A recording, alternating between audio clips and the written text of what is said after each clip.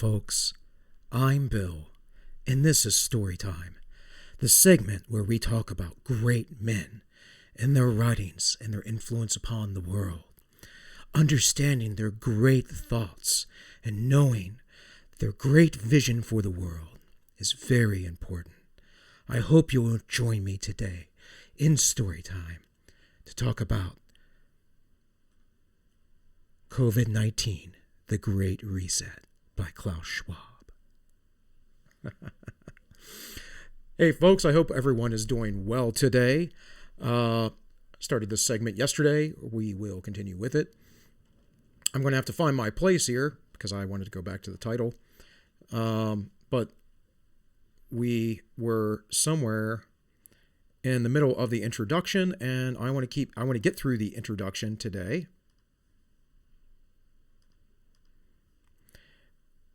And I believe we were somewhere around here. Well, we're a little bit further down. Here we go. There's my bookmark up there in the corner. All right. So I'll probably be rereading a little bit of where we were at, but let's see here.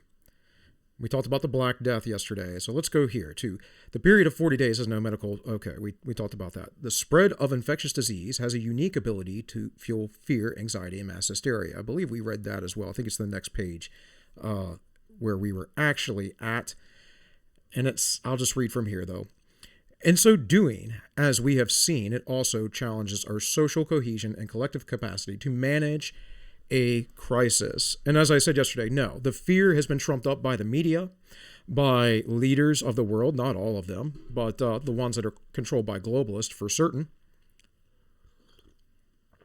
And the next sentence here, it says, epidemics are by nature divisive and traumatizing. Well, I wouldn't say so per se, unless you are a naive person. I made that statement yesterday, of course. We can get into the reasons for trauma, why it happens, but naivety is a large factor in that. What we are fighting against is invisible. Our families, friends, and neighbors may all become sources of infection. Those everyday rituals that we cherish, like meeting friends in public places, may become a vehicle for transmission, and the authorities that try to keep us safe by enforcing confinement measures are often perceived as agents of oppression. Well, my friends and family are not the enemy, and those who would oppress me are. Plain and simple. Throughout history, the important and recurring pattern has been to search for scapegoats and place the blame firmly on the outsider. Yeah, maybe that is the thing that happened throughout history, because as he said before, if you go back to yesterday's segment of the reading of this introduction of The Great Reset, you can see that he talked about outsiders coming into new societies causing problems. That's historically correct. It doesn't mean they can't integrate or we can't take in strangers. It means that there is a proper way to do it and a process. And then here he gets into the racial motivations of things. Interestingly, we are now blaming the insiders. And the true reality is this thing came from China, came from outside the United States or Europe or anywhere else in the world. It started in Wuhan.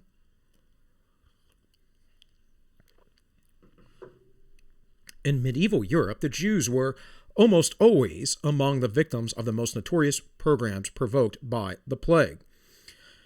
Yeah, the Jews have been a scapegoat for a long time. That is sort of their biblical history, right? The Romans didn't like them. The Catholic Church, as it became Romanized, excised them, although all the early Christians were Jewish. This is just par for the course. The Bolsheviks largely got rid of Jews. They didn't like them, even though there were a lot of Jews leading Bolshevism in the former Soviet Union. You have to understand, though, there's a difference between the secular Jews, the Jews that are, let's say, worldly and don't care for their religion, atheistic, and the religious pious Jews, which generally leave people alone.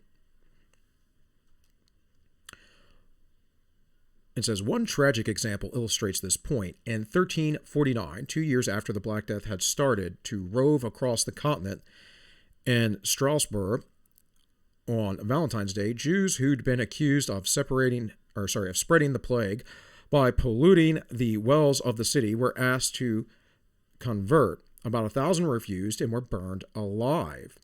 During that same year, Jewish communities in other European cities were wiped out, forcing them to massively migrate to the eastern part of Europe, in Poland and Russia, permanently altering the demographics of the continent in the process. What is true for European anti-Semitism also applies to the rise of the absolutist state. The gradual retreat of the church and many other historical events can be attributed in no small measure to pandemics. I would completely disagree, but this guy is liking to reframe the world. In fact, I have a video, which I will link at the end of this video, about what the early Christians did in the 3rd century, the plague of Cyprian. And it did not destroy the church at all. In fact, the church was always the caretakers. Now, I differentiate the true church, the people within the body of Christ, the believers in the faith of Christ, and those who would take his words literally and how to act. Of course, he uses metaphors, but you obviously you have to have some sort of discernment to understand when a metaphor is a metaphor and or an analogy versus a direct spoken imperative, right? But the church was not that, as far as the institutionalized church, the Roman Catholic Church. That's not, folks, Christ never said that would exist. None of the apostles did. In fact, all the churches were independent. It's one of the reasons why eventually the Eastern Orthodox Church left the split from the Roman Church, because the Roman Church wanted to influence them. And that started very on because they were Romanized. But that's a whole nother ordeal. The changes were so diverse and widespread that it led to the confinement and lockdowns imposed upon much of the world to manage the coof. Hold on. Did that go somewhere wrong? Why did that go backward?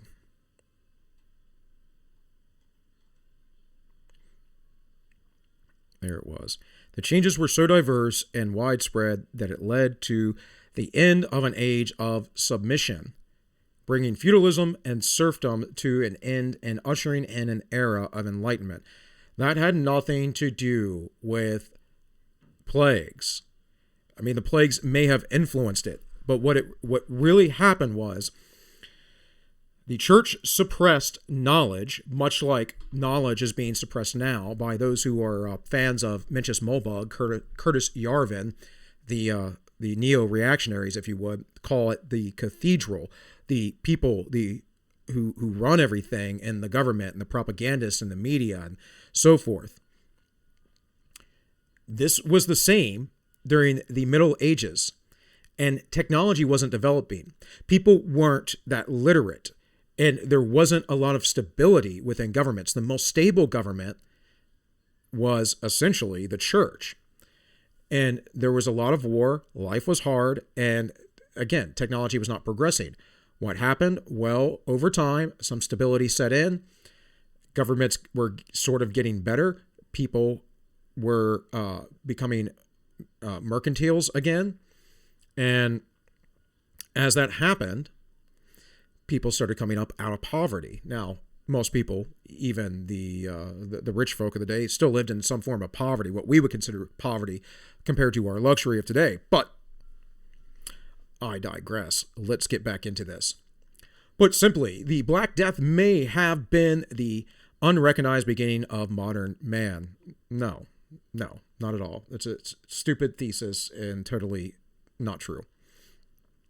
If such profound social, political, and economic changes could be provoked by the plague in the medieval world, could the Coof pandemic mark the onset of a similar turning point with long-lasting and dramatic consequences for our world today?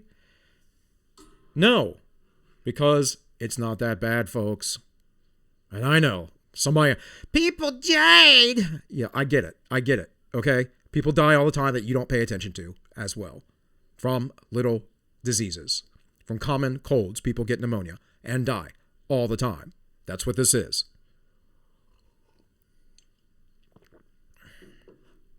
Or, as I have speculated before, and it's pure speculation, there is some sort of genetic component where this hits specific people. That they have some sort of genetic marker somewhere in their system. I'm not saying racial or ethnic or anything like that, but just something, and it hits them.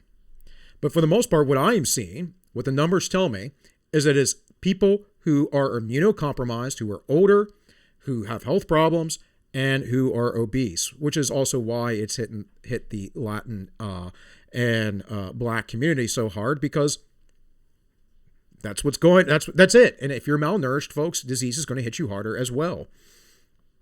I've read reports about this in the UK doing the same thing.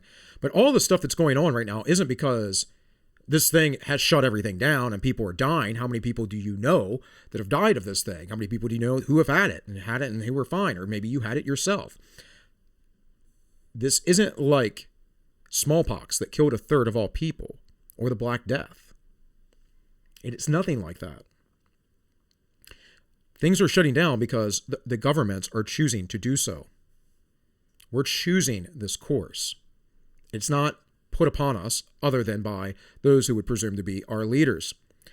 Unlike certain past epidemics, the COOF doesn't pose a new existential threat. It will not result in unforeseen mass famines or major military defeats and regime changes. Well, why not if it's the worst thing ever? And actually, it will result in massive famines because governments are not allowing economies to work. And the first world economies break down, third world economies go to nothing. And guess who starves to death? All those poor people who live in Africa and South America and other parts of the less developed world. And I can tell you right now, reading as much as I've read throughout my life, especially over the last 15 years, about the globalist plans, they want that. They want to depopulate that part of the world. And anyone else who can come up here to where infrastructure is placed, they say, go right ahead. It will not result in unforeseen mass famines or major military defeats and regime change. Whole populations will neither be exterminated nor displaced as a result of the pandemic. Then what's the big deal? However, this does not equate to a reassuring analysis.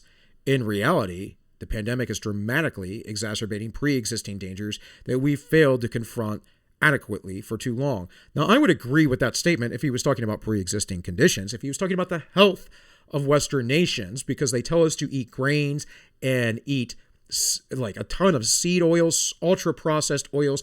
Eat your margarine, folks. Margarine was created to be an industrial lubricant. They couldn't market it that way, so they're like, margarine, Crisco as well.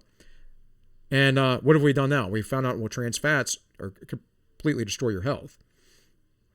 Pretty much any dietary advice you are given by any government body, I rest assured, is the complete opposite of what you should be doing. Eat your meat, folks. Eat the fat on the meat. I'm telling you right now. Stay away from carbs. Stay away from grains. Eat your veggies, but man, your leafy greens, cook them. Because if you're going to eat them, there's a lot of bad stuff in there that can make you sick if you don't cook it out. There's a lot of toxins in plants, folks. And we're not meant to digest plants. We don't have several stomachs. We have a little tiny stomach. It will also accelerate disturbing trends that have been building up over a prolonged period of time. What trends are those? Well, those are probably the trends of inequality and we need equity and all those buzzwords of the postmodernists who wish to bring in the one world communist utopia. To begin elaborating a meaningful response, we need a conceptual framework or a simple mental map to help us reflect on what's coming and to guide us in making sense of it. Insights offered historically can be particularly helpful. This is why we are often search for reassuring mental anchors that can serve as benchmarks when we are forced to ask ourselves tough questions about what will change and to what extent. In doing so, we are looking for precedents with questions such as, is the pandemic like the Spanish flu of 1918? No. No, it is not. Estimated to have killed more than 50 million people worldwide in 3 successive waves. Could it look like the Great Depression that started in 1929? The Great Depression never would have been a thing if Hoover did not try to interfere with it. And FDR didn't extend it and have authoritarian control over the economy. Folks, you cannot centrally plan everything. Things are too complicated. That is why market forces, which are natural forces, actions of human beings that we do naturally, we can see these patterns occur, are the best way to do things. There's a great book that I mentioned quite a bit. You can get on vonmises.org for free in PDF form, or go buy yourself a little paperback copy of a study done in the 1970s, and the two authors looked at the history of wages and price controls. 40 centuries worth, 4,000 years to educate us, yet somehow we haven't figured it out yet. You know why? Because despite what the commies say that it's never been tried, it's been tried over and over and over again in one form or another, and it never works. You know, it does work, allowing people to be free. But there's always an authoritarian around the corner to tell you how to live your life. It's like you have a permanent mommy up your butt about cleaning your room or something. Is there any resemblance with the psychological shock inflicted by 9/11? Are there similarities with what happened with SARS in 2003? No. H1N1 in 2009? A bet on a different scale. H1N1 was not a thing. I mean, it was a thing. It existed. People got sick. The death rate was not that big of a deal. And just about every one of us probably had it, by the way. I'm more than certain I had it anytime there's any sort of flu going around. Although I've never tested positive for the flu. Anytime I've ever had to go in to get a doctor's note because my job required it when I was sick. Of course, I worked for a bunch of idiots that would rather encourage people to come in with fevers and get everyone else sick, which costs more money over time as you have to call in overtime and everything else. But, that's why I don't work for people anymore, because the lack of ethics and leadership is astounding to me. Could it be like the great financial crisis of 2008, but much bigger? No. The correct, but a bit unwelcome answer to all of this is no. Oh, well, good, because I keep saying that too. None fits the research and pattern of the human suffering and economic destruction caused by the current pandemic. No. No, Klaus. Nobody. No, it's not the pandemic that did this. It is the force of the government. It is the people with the guns doing this. Attila's Gym in New Jersey has been shut down, and they keep opening it up. And the guy was getting money and funds in, had $170,000 saved up, and they seized it. They seized his bank account. Because you will obey, or you will suffer. Nothing to do with the pandemic, everything to do with government action. The economic fallout in particular bears no resemblance to any crisis in modern history. Completely untrue. The the Spanish flu was far worse than this. As pointed out by many heads of state and government, in the midst of the pandemic, we are at war. No, that's just called hyperbole. But with an enemy that is invisible. And of course, metaphorically, if what we are going through can indeed be called a war, it is certainly not a typical one. After all, today's enemy is shared by all of humankind. What do you mean it's not a typical one? You were talking about the Black Death, where a third of Europe died. Smallpox. Before we learned how to inoculate it in the West, and I don't know, 1700s, whenever it was, killed a third of anyone who had it.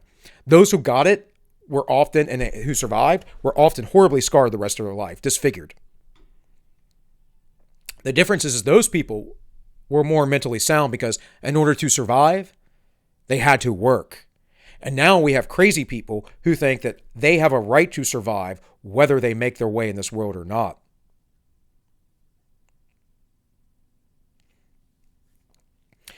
That said, World War II could even so be one of the most relevant mental anchors in the effort to assess what's coming next.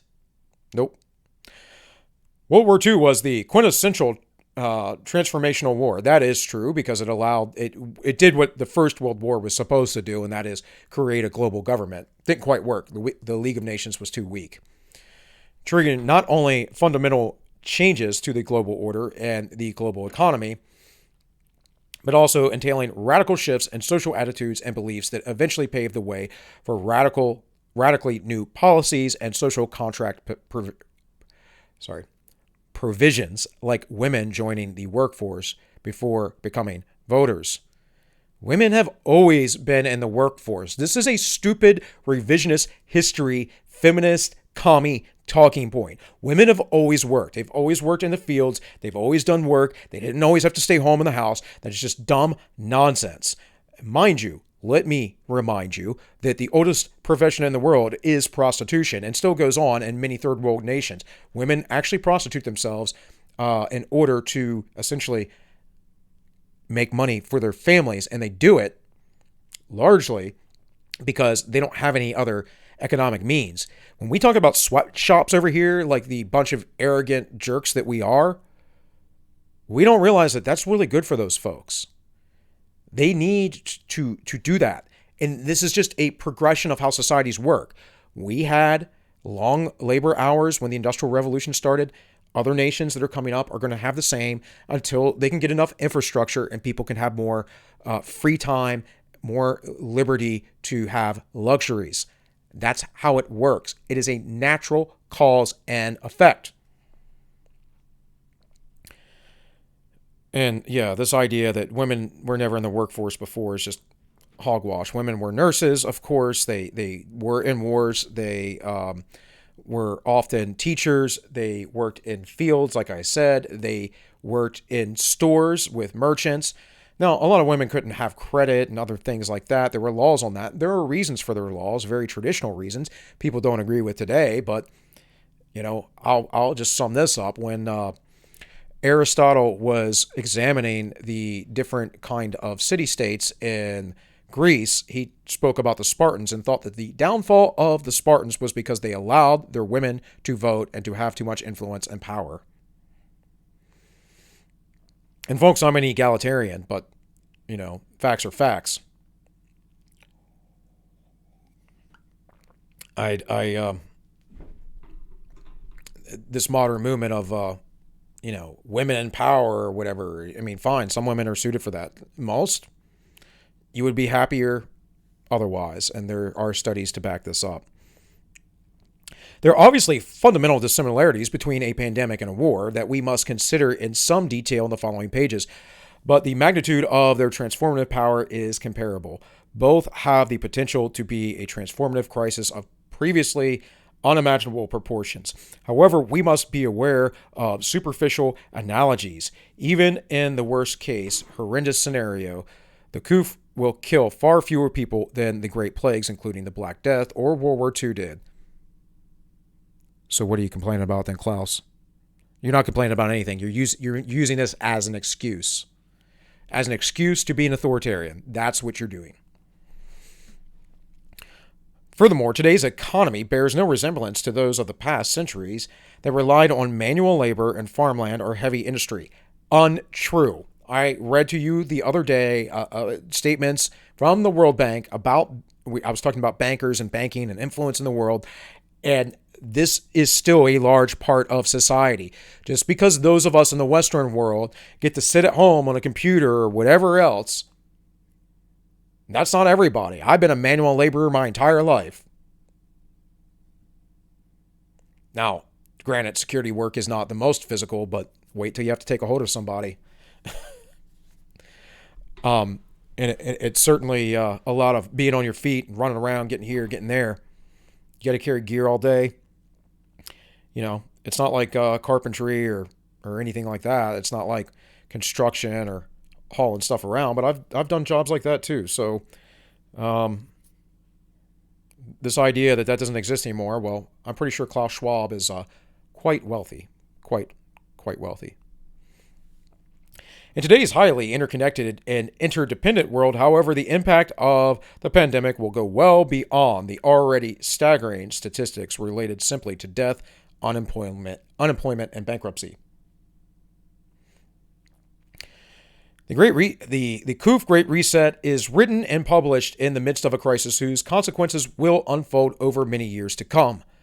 Little wonder that we all feel somewhat bewildered, a sentiment so very understandable when an extreme shock strikes, bringing with it the disquieting certainty that its outcomes will be both unexpected and unusual. No, its outcomes are very expected. Look, I've been on the same train the whole time, and I started making videos. I've been wanting to do it for a long time, but I just hadn't. And I was like, when the riots and things happened, I was just like, enough, okay? I have to speak. But I was posting things on my social media, talking to my family, whatever else. We've known everything we needed to know about this thing back in March, but specifically April and May. We knew. It was out there. I have the articles. I like to bring them up on occasion.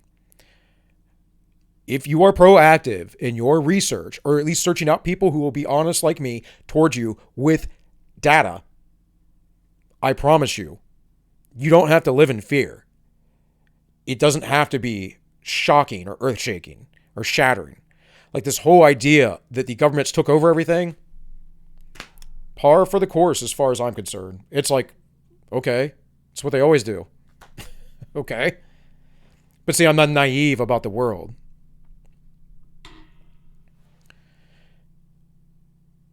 Anyways, it says this staggerness is well captured by Albert Camus in his 1947 novel, The Plague. Yet all these changes were, in one sense, so fantastic and had been made so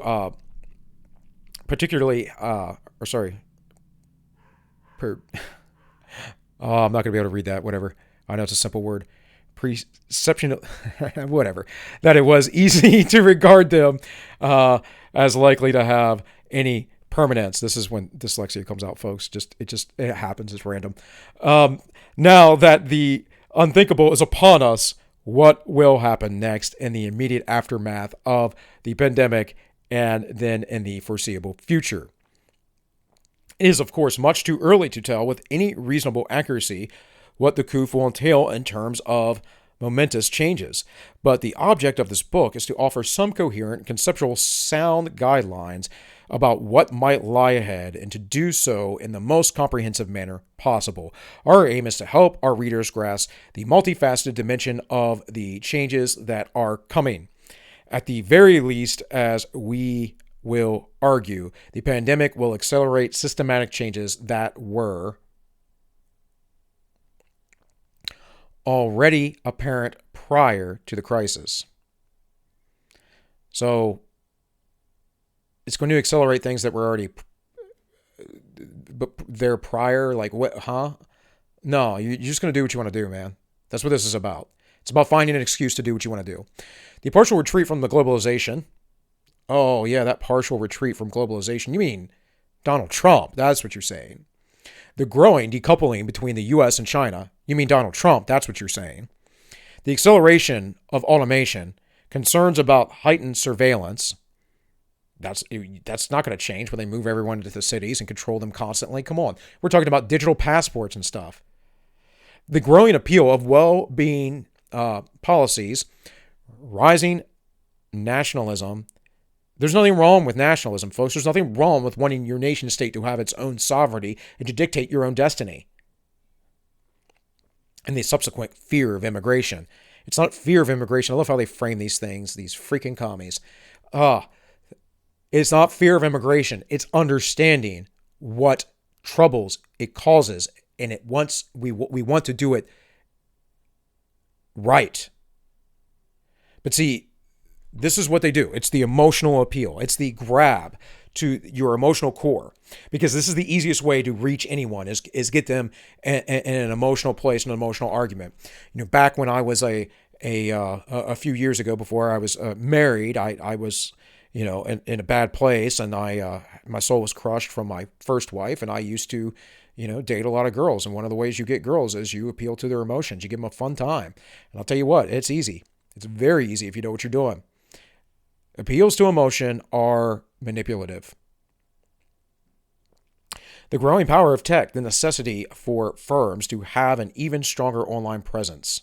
The necessity? No, he's talking about censorship and control, among many others. I don't know why this is underlined, by the way, guys. I did not do this. I did not read ahead. But it could go beyond a mere acceleration by altering things that previously seemed unchangeable. It might thus provoke changes that would have seemed inconceivable before the pandemic struck, such as new forms of monetary policy like helicopter money. Already a given. I don't even know what that term means. Helicopter money? Never heard of it. I'll have to look it up after this. The reconsideration, recalibration of some of our social priorities, and augmented search for the common good as a policy objective, the notion of fairness, acquiring political potency, radical welfare, and taxation measures, and drastic geopolitical realignments. Let's break that down. Recalibration of some of our social priorities. That means that we have to enact racial justice. And if you're white, you're on the bottom of the list, guy, because you get scapegoated.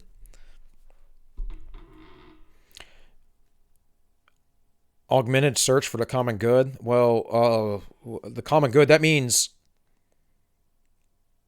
the needs of the many outweigh the needs of the few, right? That means you're expendable if you don't go along with what is for the common good. By the way, who decides what is the common good? See, I have a really simple philosophy. It's something like this. Leave everybody alone and let them decide for themselves. But guys like Klaus Schwab, he doesn't get that. He's an authoritarian, and he thinks he's smarter than you and gets to tell you how to live your life.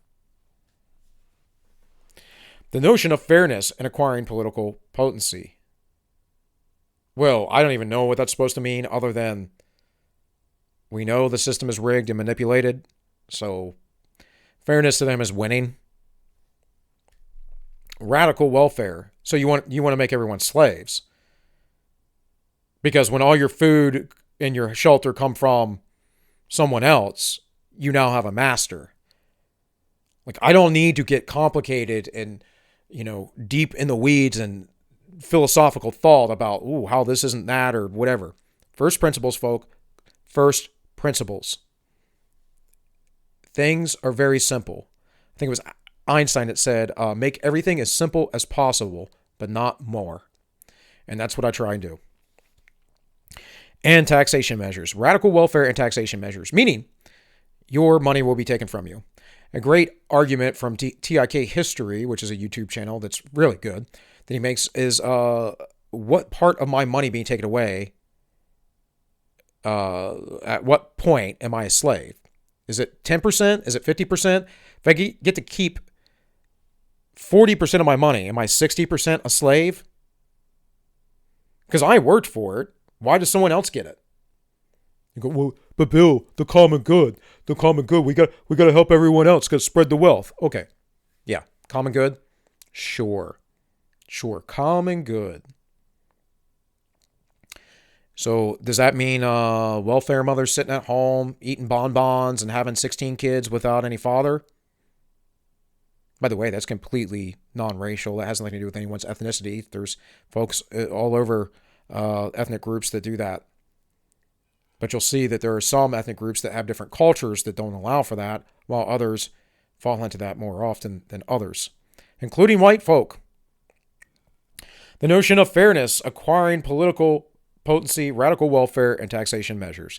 The drastic geopolitical realignments. Geopolitical realignment sounds like new nations, new borders, new lines.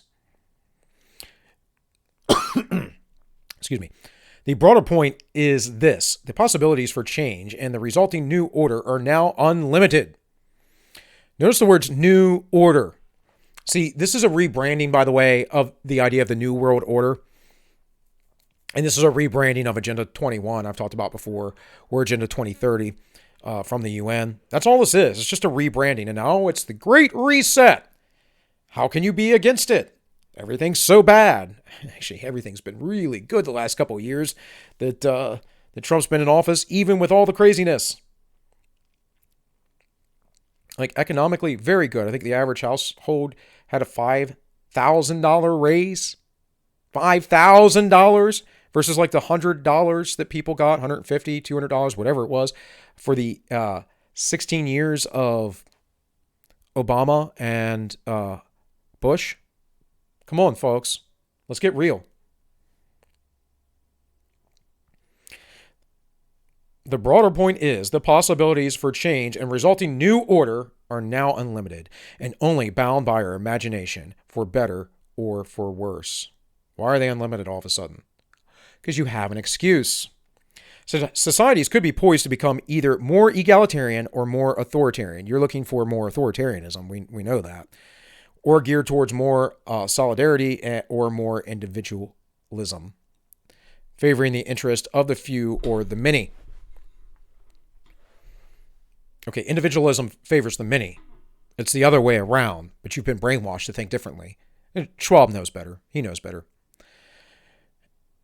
It says economies, when they recover, could take the path of a more exclusivity and be more attuned to the needs of our global commons. Commons. That is kind of like the root of communism.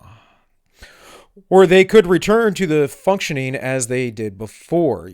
You get the point. We should take advantage of this unprecedented opportunity to reimagine our world and a bid to make it a better and more resilient one as it emerges on the other side of the crisis. Let me repeat that. We should take advantage of this opportunity to reimagine our world. I didn't ask for that. Who voted you in? By the way, I like to see Klaus Schwab's charity givings because I'm telling you right now, that dude is very rich. The World Economic Forum has something like a $60,000 entrance fee for a week-long conversation with a bunch of CEOs, corporate entities, banks, and whatever else, because, guys, this is how the world actually works and who runs it. It's what the modern era is. The sovereign nation state is an illusion.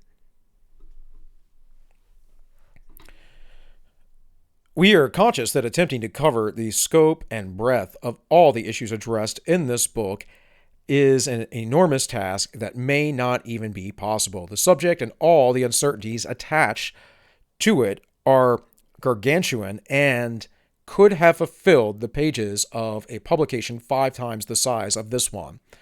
But our objective was to write a relatively concise and simple book to help the reader understand what's coming in a multitude of domains. It's a certainty, according to Schwab. By the way, guys, I'm about at 38 minutes here, but I'm going to try and finish this out. So this might be one of the longer ones that I end up doing. To interpret the flow of the text as little as... To interrupt the flow of the text as little as possible. The reference information appear at the end of the book and direct attributions have been minimized. Published in the midst of the crisis and when further waves of infection are expected, it will continuously evolve to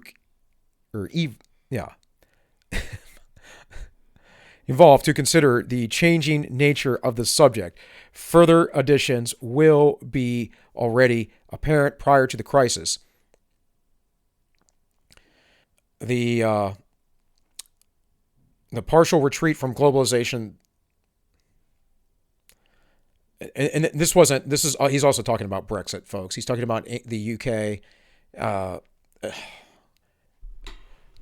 Again, he's saying, "Oh, you got away. You got away from the global order. You can't do that. You can't secede. You can't be on your own." It's pretty disgusting. We didn't cut off trade or anything. Come on. The growing decoupling between the U.S. and China. Well, you know what?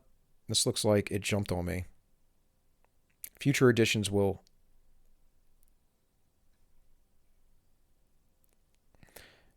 There we go. All right. We went back a little bit. Sorry about that. So future editions will be updated in view of new findings, the latest research, revised policy measures, and ongoing feedback for readers. I'm sure it will, and I'm sure it'll be a bunch of nonsense, a bunch of propaganda.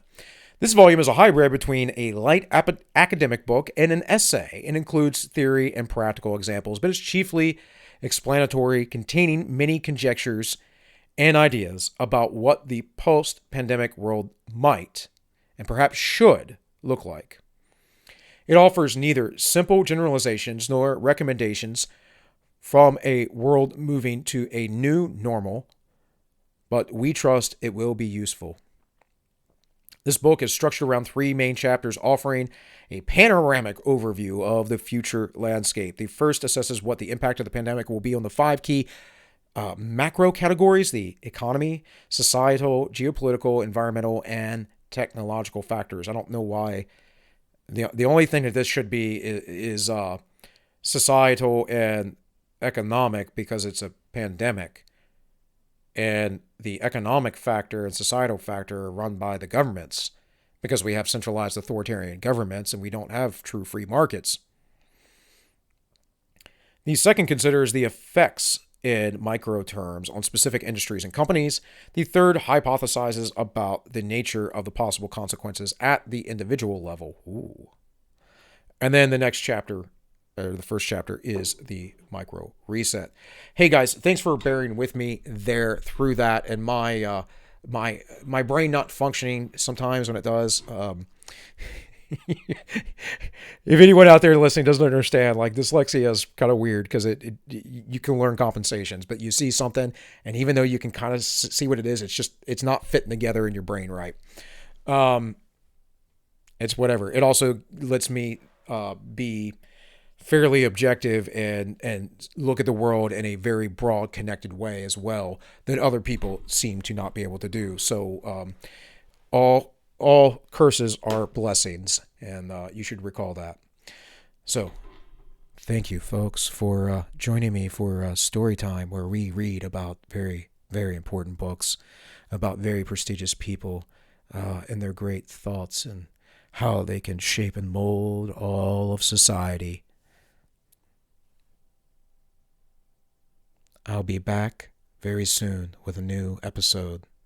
This has been Bill from All Minus One Storytime. You all be well.